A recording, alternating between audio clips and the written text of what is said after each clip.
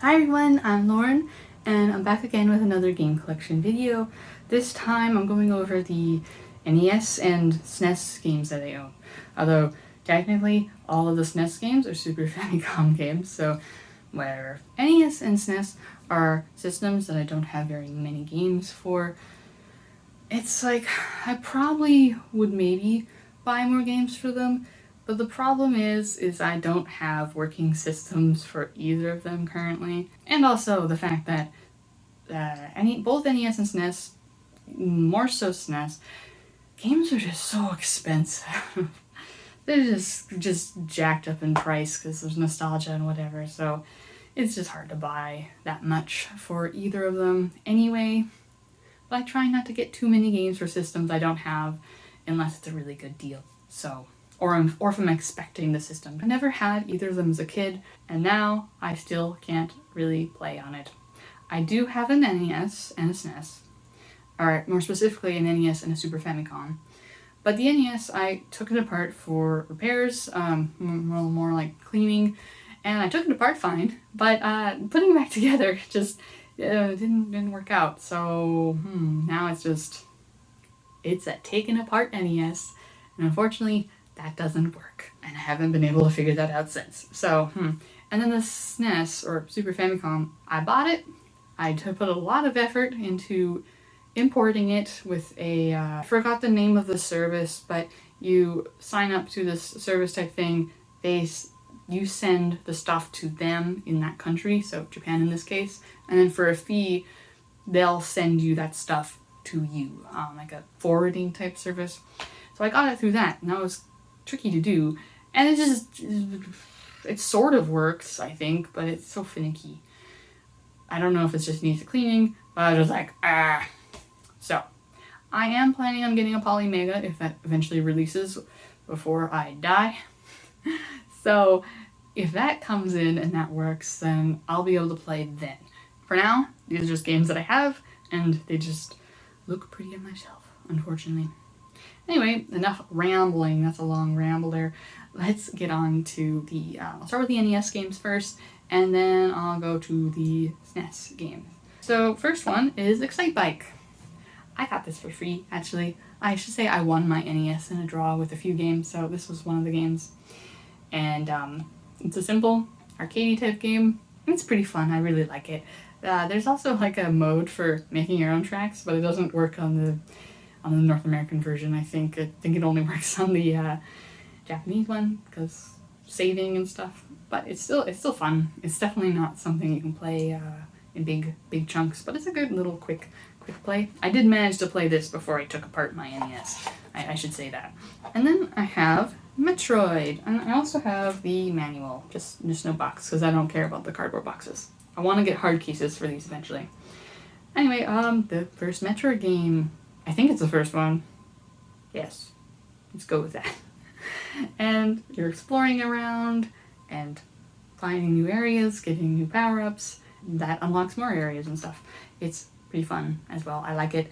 It's definitely one of the harder things that I enjoy, so that's pretty good for me. I tend to be like, it's difficult, man. Don't like that. But this is good. It doesn't have a map, which is a little bit like, where do I go? Or I don't think it has a map. Not an easily readable map if it does. So that gets a little confusing and lost and stuff. But I enjoy it. So yeah, I got a copy. I didn't play this on the original cart. I actually emulated it first, and it kind of sucks because I couldn't figure out how to save properly in the emulator I was using, and I thought I saved in the emulator, but it didn't. So then it's just like, okay, your game save is gone. So I was like, thanks, emulator. That's rude. Then we have Shadowgate. This is another one that I won with my NES. It's an adventure game, point and clicky type style, originally on the PC, so it's a little bit clunky because you have to move this mouse around with your controller. And I don't like those kind of games normally, but this is really fun because of all the death scenes and the witty things that happen and the main character says in here. Because of that, I like it. Playing it without a guide, I can't get anywhere I don't know if I even got past the bloody front door of the castle that you start with without a guide. I'm terrible at those kind of games, or these kind of adventure-y games. So playing it legitimately, no, it's not going to happen. But playing with guide is pretty fun for me. More from a humor standpoint, though. And then the last NES game that I have is classic Super Mario Bros. With Duck Hunt. I hauled this pretty recently. It's Mario Bros. Platforming and Duck Hunt. Pew pew, like gun thing. Haven't played this version before, but I have played the original Super Mario Bros. In various ways, and I'm pretty bad at it. But I did want to own a copy of it, and I hadn't before, so now I do. Alright, so now we're on to the SNES games, or they're all Super Famicom games, because that's just how it happened, I guess. They also tend to be cheaper. There's a few exclusives as well on here. First off, we have Q-on-Pa. This is a puzzle game, and don't need any knowledge of Japanese for this. It's really good. And you're moving a block around with different colors, and you're trying to pick up these squares. I don't know how to describe it at all, but it's a really pretty fun thinking on your feet kind of puzzly game. I really enjoy this a lot. I feel like this is not something I would normally like, but it's it's one of those simple to learn, hard to master kind of thing, and this one really works for me. I don't think it has any way to play it in English, like an official English release, so I think that's the only way to play it, really. I think it has a port on something else, but it's still Japan only, I think. And then I have the Japanese copies of Donkey Kong Country and Donkey Kong Country 2. I think that's what they call it in English, because I don't remember off the top of my head. And these are called Super Donkey Kong and Super Donkey Kong 2. Classic platformy thing with an interesting 3D style to the characters. I don't remember how they do it, but it's pretty innovative for the time. I'm really bad at them, but I do want to give a shot again and try and be less bad. Then we have, this is a boxed copy of Itadaki Street. Yeah, 2. This is I got this recently. It's a board game, video game, kind of Monopoly, buying properties and trying to get money and all that sort of stuff. I like these kind of board game games. Video game board games. Yeah, that's a better way to say that. They're kind of cool. And this is a long-running board game, video game series, so I just saw this and randomly picked it up, and the box is pretty cool. Don't normally pick up boxes because they damage easily, but when they're kind of cool and not too expensive, then I sometimes do. And then we have Kamaitachi no Yoru. We also have, or I also have, the box copy that I picked up pretty recently. This is a visual novel, or sound novel if you want to be technical and call it whatever Chunsoft wants you to call it.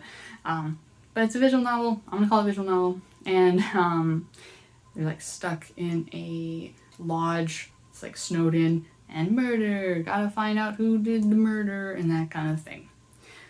Murder mystery. It looks really good.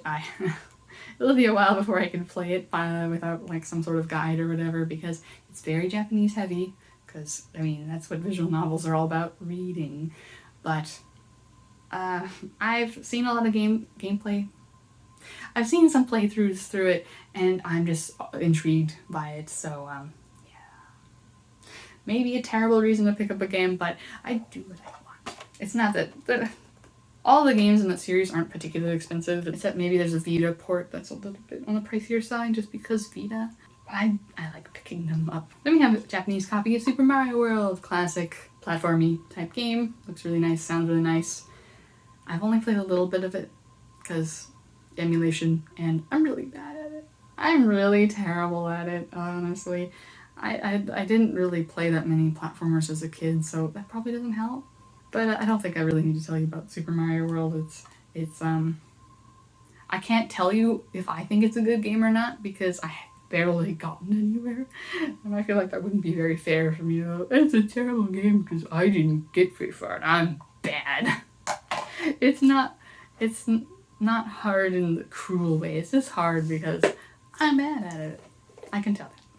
I'm pretty sure that. And then we have Super Mario Kart, the first Mario Kart game. Yay!